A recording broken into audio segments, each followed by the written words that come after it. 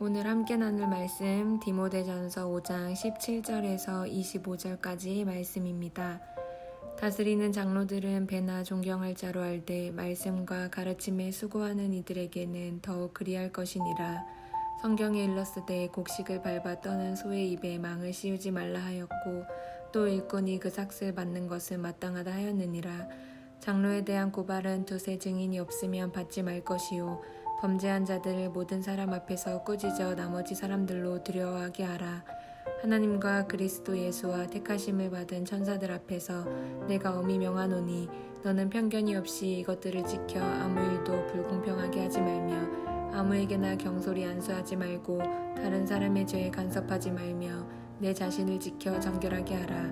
이제부터는 물만 마시지 말고 내 위장과 자주 나는 병을 위하여는 포도주를 조금씩 쓰라. 어떤 사람들의 죄는 밝히 드러나 먼저 심판에 나아가고 어떤 사람들의 죄는 그 뒤를 따르나니 이와 같이 선행도 밝히 드러나고 그렇지 아니한 것도 숨길 수 없느니라. 아멘. 하나님 감사합니다. 오늘도 우리에게 귀한 날을 허락해 주시고 주의 전으로 불러 말씀과 기도로 하루를 시작하게 하시니 감사합니다. 하나님 새벽마다 말씀으로 하루를 시작하게 하셨사오니 하나님 말씀을 더욱더 깊이 바로 알아가며 말씀대로 실천하며 살아갈 수 있는 우리가 될 수 있도록 우리에게 더 큰 믿음과 더 깊은 믿음을 더하여 주시옵소서. 그리고 이 새벽에 나와 주님께 기도하는 우리 성도님들 한 사람도 그냥 보내지 마시고 하나님 각자의 문제를 주님께 진심으로 간절히 아뢰을 때에 하나님 가장 선한 길로 인도해 주시고 응답하시는 하나님의 은혜를 경험하는 우리 모두가 되게 하여 주시옵소서. 오늘도 우리에게 그렇게 역사하고 일하실 주님 기대하고 소망하며 우리 주 예수님의 이름으로 감사하며 기도드립니다. 아멘. 오늘 우리가 나눌 본문 말씀은요, 목사들에 대한 교회의 처우에 관한 교훈입니다. 그래서 구체적으로 살펴보자면 첫째는 교회가 목사를 어떻게 대접해야 하는지, 둘째는 목사가 잘못했을 때 어떻게 교회에서 훈계해야 하는지, 셋째는 목사를 교회에 새로 세울 때 어떻게 세워야 하는지 이 세 가지에 대한 교훈에 관해 말씀해주고 있습니다. 첫 번째는요, 목사에 대한 교회의 대접 어떻게 해야 되는지에 대한 교훈입니다. 17절 말씀입니다. 잘 다스리는 장로들은 배나 존경할 자로 알되 말씀과 가르침에 수고하는 이들에게는 더욱 그리할 것이니라. 여기서 말하는 장로들은요, 말씀을 전하는 목사, 목회자를 말합니다. 당시의 장로는 크게 두 부류로 나눠졌습니다. 첫째는 행정과 교회 치리를 담당하고 있는 장로들, 둘째는 말씀 사역과 가르치는 일에 주로 전념하는 오늘날 목회자와 같은 장로들이었습니다. 그래서 사실은 목사가 장로에 포함되는 거예요. 17절에서 말하는 장로는 바로 오늘날 목사들과 비슷한 역할을 감당하는 장로를 가리킵니다. 바울은 교회 공동체들에게 말씀을 전하는 목회자를 누구보다 존경하라라고 명령하고 있습니다. 여기서 말하는 존경이라는 뜻은요, 마음과 태도로 존경하고 존중하다라는 의미도 함축하고 있지만 원어적인 의미로 살펴보면요, 물질적인 필요를 채워주라라는 의미를 가지고 있어요. 그러니까 가르치고 말씀 전하는 사역에 매진하고 있는 그 목회자의 물질적인 필요는 교회에서 후히 담당해 줘야 한다라는 명령이에요. 왜냐하면 목회자가 기본적인 생활을 할 수 있는 형편이 안 되면 당연히 생계를 위해서 다른 직업에 종사해야 하겠죠. 그러다 보면 말씀을 전하고 가르치는 일을 준비하는 것에 소홀할 수밖에 없게 되기 때문입니다. 그래서 바울은 이에 대한 성경의 근거를 내죠. 신명기 25장 4절, 누가복음 10장 7절 말씀을 오늘 우리가 읽은 18절 말씀의 근거로 대주고 있습니다. 18절입니다. 성경에 일렀을 때 곡식을 밟아 떠는 소의 입에 망을 씌우지 말라 하였고 또 일꾼이 그 삭슬 받는 것은 마땅하다 하였느니라. 그 가축들도 일을 시킬 때에 배고프지 않도록 그들을 배려하는데 하물며 우리의 영적인 유익을 위해 말씀을 가르치는 일에 전념하고 매진하는 목회자의 필요를 당연히 교회에서 담당해 줘야 한다라는 의미예요. 즉 목회자가 기본적인 생활을 영위할 수 있도록 삭슬 받는 것은 마땅한 일이다라는 성경적인 근거를 대주고 있습니다. 그런데 알아야 할 것은요, 이 구절을 생계를 위해서 다른 직업을 동시에 갖고 있는 목사님들을 정죄하거나 그들을 판단하는 구절로 사용하면 안 된다는 것입니다. 이 말씀은요, 교회 공동체가 마땅히 목회자의 기본적인 생활을 채워주라는 의미이지 목회자가 결코 일을 하면 안 된다는 구절은 아니에요. 그래서 교회가 개척교회에서 성도가 전혀 없거나 교회 형편이 어려워서 목회자의 기본적인 필요를 그 가족들이 살아갈 수 있는 기본적인 욕구를 교회에서 담당해 주지 못할 때에는 목회자는 당연히 일을 할 수밖에 없겠죠. 사실은 우리 한국 교회를 제외하고 거의 모든 교회 목사님들이, 거의 전 세계 목사님이 사실은 투잡을 가지고 있긴 해요. 왜냐하면 기본적인 욕구가, 생활이 채워지지 않기 때문이겠죠. 어쨌든 가장 이상적인 것은요, 교회 공동체가 교회 내에서 목회자의 이런 기본적인 생활, 그들의 가족들이 기본적인 생활을 할 수 있도록 후원해 주는 것이 성경적으로는 가장 이상적이다라는 내용입니다. 두 번째, 연이어 바울이 목회자에 대해 어떻게 대접하고 대우해야 될지 가르치는 두 번째 교훈은요, 바로 목회자가 잘못했을 때 어떻게 교회에서 처리해야 되는지에 대한 교훈입니다. 흔히 사실은 우리나라 교회 목사님들이 스스로 목회자의 권위에 대해서 많이 주장해왔던 것이 사실이죠. 그래서 목회자가 무언가 잘못했을 때 주의 종이기 때문에 결코 함부로 말을 하거나 절대 목사님들에게 반기를 들면 안 된다라고 많이 좀 가르쳐 온 것이 사실이죠. 그래서 목회자가 잘못했을 때는 무조건 눈 감고 하나님께 맡겨라.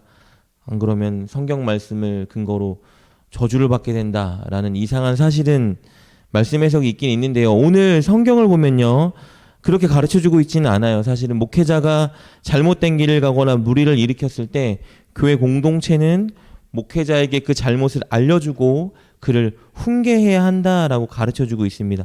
그러나 그 일을 위한 원칙은 분명히 존재합니다. 첫째, 개인의 감정이나 원한으로 인해서 목회자를 비방하거나 잘못된 누명을 씌우는 것은 금지하고 있습니다. 그래서 목회자의 잘못을 지적하고 훈계할 때 반드시 두세 증인을 세우라고 오늘 말씀해주고 있죠. 19절 말씀입니다. 장로에 대한 고발은 두세 증인이 없으면 받지 말 것이요. 이게 첫 번째 원칙입니다. 두 번째 원칙은요, 절대 편견 없이 불공평하게 목회자를 비방하면 안 되고요. 목회자의 잘못에 관해서만 문제를 삼고 훈계해야 한다라는 것입니다. 21절 말씀입니다. 하나님과 그리스도 예수와 택하심을 받은 천사들 앞에서 내가 엄히 명하노니 너는 편견이 없이 이것들을 지켜 아무 일도 불공평하게 하지 말며. 목회자가 잘못했을 때 절대에 불공평하게 편견을 가지고 그를 대하거나 훈계하면 안 된다는 것이겠죠. 세 번째 원칙은요, 목회자의 잘못이 발견되었을 때 그 잘못을 숨기지 말고 공식적으로 교회 공동체 내에서 그것을 꾸짖으라고 가르치고 있습니다. 왜냐하면 그로 인해서 목회자나 앞으로 세워질 목회자들이 스스로 경계하고 두려워하여서 동일한 잘못을 짓지 않을 수 있도록, 교회를 어지럽히지 않을 수 있도록 하기 위해서 이렇게 가르쳐주고 있습니다. 20절입니다. 범죄한 자들을 모든 사람 앞에서 꾸짖어 나머지 사람들로 두려워하게 하라. 여기서 범죄한 자들은요, 잘못을 저지르고도 회개하지 않고 있는 목회자를 가리킵니다.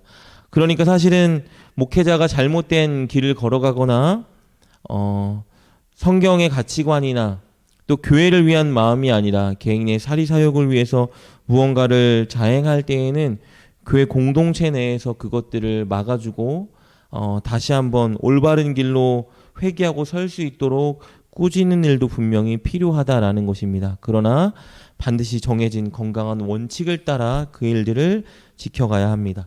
그리고 마지막으로 교훈은요, 교회의 목회자를 새로 세울 때 주의해야 될 점에 대한 교훈입니다.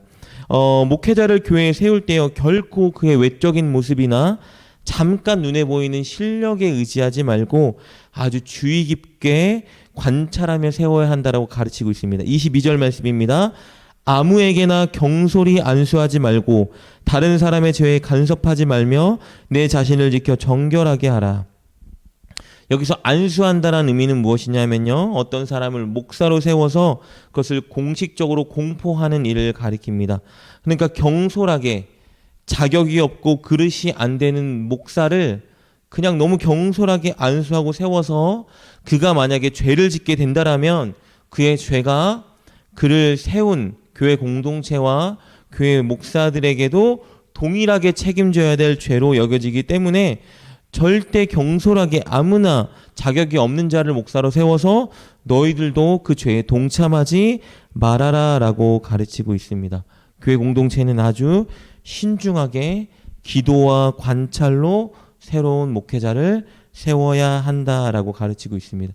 오늘 본문은요, 이렇게 목사를 어떻게 대우해야 되고, 그리고 목사가 잘못했을 때는 어떻게 훈계해야 하며, 그리고 새로운 목사를 세울 때에는 어떻게 세워야 되는지에 대해 이렇게 교훈해 주는 말씀입니다. 오늘 본문을 얼핏 보면 우리 개인적인 삶에 적용되지 않는 말씀처럼 보이긴 하지만요. 사실은 실제로 우리 교회 공동체에게 정말로 필요한 말씀이 오늘 말씀입니다. 이 말씀을 통해서 우리가 세워진 목사님을 위해서 무엇을 해야 될지, 그리고 앞으로 우리가 무엇을 기도해야 될지에 대해서 알려주고 있습니다. 그래서 오늘 본문 나눈 것을 짧게 몇 가지 교훈을 살펴보면, 첫째는 교회 공동체는 목사님을 잘 대접해야 되겠죠. 부족한 것이 있거나 필요한 것이 있을 때에 물질적인 필요, 또 영적인 필요, 모든 것들을 교회 공동체가 채워주기 위해서 노력해야 합니다. 그것이 마땅한 일이라고 가르쳐주고 있죠. 둘째, 교회 공동체는 정말 목사님을 위해서 기도해야 합니다. 무엇보다 죄를 지어서 무리를 일으키는 목회자가 되지 않기 위해서 정말 간절히 목사님을 위해서 기도해야 한다는 것이죠. 예를 들면 우리 담임 목사님 같은 경우는 사람이 너무 좋고 정말로 그릇된 일을 하지 않으시지만, 그렇기 때문에 더 열심히 기도해 드려야 돼요. 하나님, 끝날까지 변치 않고 늘 건강한 마음으로 하나님께 세워지는 목사님 될 수 있도록 기도해야 합니다. 세 번째는요, 한국교회는 참 어려운 부분이긴 하지만, 목사님이 진짜 잘못된 모습을 보인다면 정식적인 절차를 밟아서 그것을 지적해주고 교훈해줄 수 있는 교회 공동체가 건강하게 세워져야 한다라는 것이죠. 사실은 이것이 세워져 있지 않기 때문에 한국교회가 너무 많은 지금 잘못된 모습들을 보이고 있는 것이 사실이죠. 그래서 사실은 저 같은 경우도 지금부터 아내한테 그런 말을 많이 하긴 해요. 진짜 잘못된 모습이 보이면 가감없이 질책해주는 사람이 분명히 있어야 된다. 그래서 아내에게도 말하고, 저는 장모님에게도 말하고, 어머니에게도 말하고, 제가 혹시나 그런 모습을 보인다면 반드시 누군가는 나에게 말을 해줘야 된다. 교회 공동체가 정식적인 절차를 밟아서 목사님의 잘못을 견지하고 말해줄 수 있다라면요, 그만큼 목사님을 위하는 길은 없습니다. 그런 건강한 공동체를 세우기 위해서 기도해야 될 것이고요. 네 번째 교훈은요, 앞으로 우리 교회에 세워질 목사님 그리고 사역자들을 위해서 간절히 기도해야 합니다. 제가 이런 말을 하면 우리 목사님은 아직 멀었는데 이런 말을 할 수도 있지만요, 절대 그렇지 않아요. 먼 훗날의 이야기지만 그 이후에 세워질 후임자, 부목사, 교육 전도사들을 위해서 정말 열심히 기도해 나아가야 합니다. 저도 이제 학교에서 교회 역사나 건강한 교회 공동 세우는 원리 같은 것들을 공부하다 보면요, 전 세계 교회 가운데에 아무리 뛰어나고 훌륭하고 부흥된 교회를 할지라도 100년 이상 흘러가는 교회들은 정말 많지 않대요. 왜냐하면 너무 건강하고 뜨겁고 성도가 많은 교회였는데도요, 한순간에 후임 목사가 잘못 세워지거나 목회자끼리 다툼이 생겨서요, 교회가 무너지고 없어지는 교회가 그렇게 많다라고 합니다.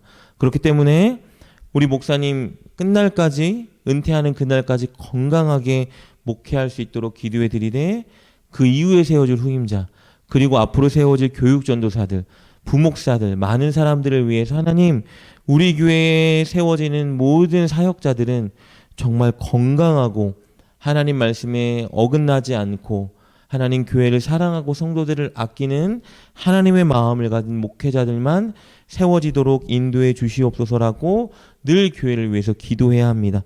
그리고 마지막 다섯 번째 교훈은요, 우리가 목사님을 그렇게 대접하기에 앞서 우리 성도 먼저 깨끗하고 겸손한 자가 되어야만 한다라는 것입니다. 목사님을 그렇게 잘 대접하고 목사님의 필요를 채우고 목사님을 위해서 기도하고 목사님의 잘못을 지적해 줄 수 있고 그리고 이렇게 앞으로 세워질 교회 사역자들을 위해서 기도할 수 있는 사람, 기도할 수 있는 성도, 기도할 수 있는 공동체가 되기 위해서는요, 우리가 먼저 정말 겸손하고 깨끗하고 하나님을 경외하고 목사님을 존중하는 그런 인격이 갖춰진 사람이 되어야만 한다는 것이죠. 결국 이상적인 건강한 교회가 세워지는 비결은요, 건강한 목회자와 건강한 성도가 함께 하나님의 은혜 가운데 거할 때에만 그것이 가능하다라는 것이겠죠.